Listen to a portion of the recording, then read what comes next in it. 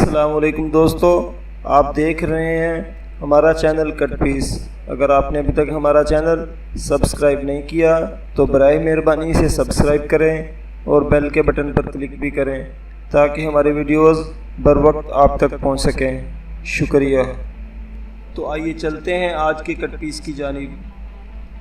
سعودی عرب کے شمال میں واقع گاؤں لینا میں موجود کنوؤں کے بارے میں کہا جاتا ہے کہ یہ ابھی تک حضرت سلیمان علیہ السلام کی عظیم سلطنت کی گواہی دینے والے معجزات ہیں۔ ان کنوؤں کی تعداد 300 کے قریب ہے اور یہ سخت اور سنگلاخ زمین میں کھودے گئے ہیں۔ اب ان میں سے 20 کے سوا باقی تمام ہی کنویں زمین میں دھنس چکے ہیں۔ کہا جاتا ہے کہ ان کنوؤں کو حضرت سلیمان علیہ السلام کے جنات نے کھودا تھا تاکہ بیت المقدس سے یمن کے سفر کے دوران حضرت سلیمان کی فوج ان سے سیراب ہو سکے۔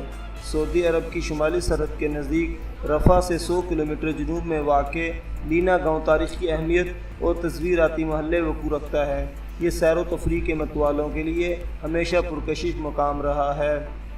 ایک قدیم مورخ اسماعیل بن ابو زیاد السکونی نے بھی یاقوت الحموی کی معجم البلدان کے حوالے سے ذکر کیا ہے کہ عراق کے صوبے واسط سے مکہ مکرمہ کی جانب سفر کریں تو چوتھا پڑاؤ لینا ہوتا ہے۔ اس کے بارے میں کہا گیا کہ یہاں 300 چشمے بھی ہیں۔ یہاں چشموں سے مراد کنویں ہیں، اس لیے کہ لینا میں کوئی چشمہ نہیں پایا جاتا۔ ارضیاتی زاویے کے حوالے سے روشنی ڈالتے ہوئے کنگ سعود یونیورسٹی کے شعبہ ارضیات میں ہائیڈریالوجی کے پروفیسر ڈاکٹر عبدالعزیز البسام نے العربیہ.net کو بتایا کہ مملکت کے شمالی علاقے کی زمین میں موجود پانی پینے کے لیے مناسب ہے۔ انہوں نے واضح کیا کہ جن ہاتھوں کی کھدائی کے حوالے سے یہ معروف قصہ تاریخی طور پر مشہور ہے، جس کا کوئی ثبوت نہیں پایا جاتا۔ علاقے میں قدیم تہذیبوں کے آثار ملتے ہیں۔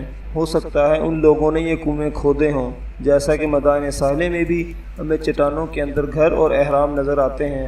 اگر ہم ان علاقوں میں قدیم تہذیبوں کے وجود کے قائل ہیں تو پھر ہمیں اس پہلو کی جانب بھی مائل ہونا پڑے گا کہ یہ کنویں جنات نے نہیں بلکہ انسانوں نے بنائے۔ لینا کو جزیرہ نما عرب کے قدیم ترین دیہات میں شمار کیا جاتا ہے، جس کی تاریخ حضرت سلیمان علیہ السلام کے زمانے سے وابستہ ہے۔ جدید تاریخ میں لینا عراق اور جزیرہ عرب بالخصوص نجد اور شمال کے تاجروں کے جمع ہونے کا ایک اہم تجارتی مرکز شمار کیا جاتا ہے۔ یہاں ان تاجروں کے لیے غذائی مواد محفوظ کرنے کے گودام بھی تھے۔ السیابید کے نام سے معروف ذخیرے کے ان مقامات اور قدیم بازار کے آثار ابھی تک موجود ہیں۔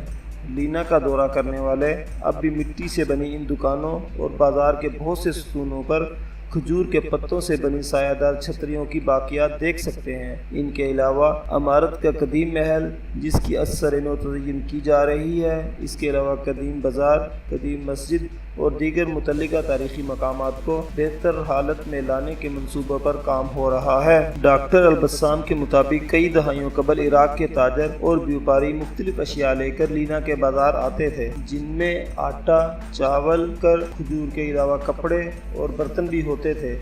نجد کے تاجر اور بیوپاری ان اشیاء کو آگے درآمد کرنے کے واسطے خرید لیا کرتے تھے۔